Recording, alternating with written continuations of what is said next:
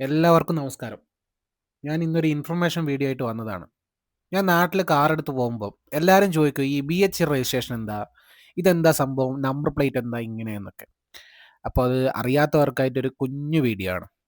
അപ്പോൾ ഈ ബി.എച്ച് രജിസ്ട്രേഷൻ എന്ന് പറഞ്ഞാല് India's Bharat series vehicle registration എന്നാണ്.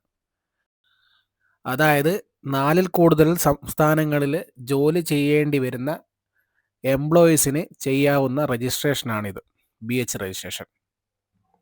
ഇത് കൂടുതലായിട്ട് ചെയ്യുന്നത് സെൻട്രൽ ഗവൺമെൻറ് എംപ്ലോയീസ് ആണ്. ഇതിൻ്റെ പ്രധാന ഉദ്ദേശം എന്ന് പറഞ്ഞാൽ ഒരു സംസ്ഥാനങ്ങളിൽ നമ്മൾ ജോലിയെടുത്ത് പിന്നെ വേറെ സംസ്ഥാനത്തേക്ക് ട്രാൻസ്ഫർ ആകുമ്പോൾ നമ്മളെ നിലവിലുള്ള വണ്ടി രജിസ്ട്രേഷൻ ചെയ്യണം. അത് ഒഴിവാക്കാൻ വേണ്ടിയിട്ടാണ് ഇങ്ങനൊരു രജിസ്ട്രേഷൻ ചെയ്യുന്നത്. ഇത് വണ്ടി എടുക്കുമ്പോൾ ആദ്യത്തെ 2 വർഷത്തെ ടാക്സും പിന്നീട് ഓരോ വർഷത്തിൽ ടാക്സ് പേയ്മെൻറ്റ് ചെയ്താലും മതി.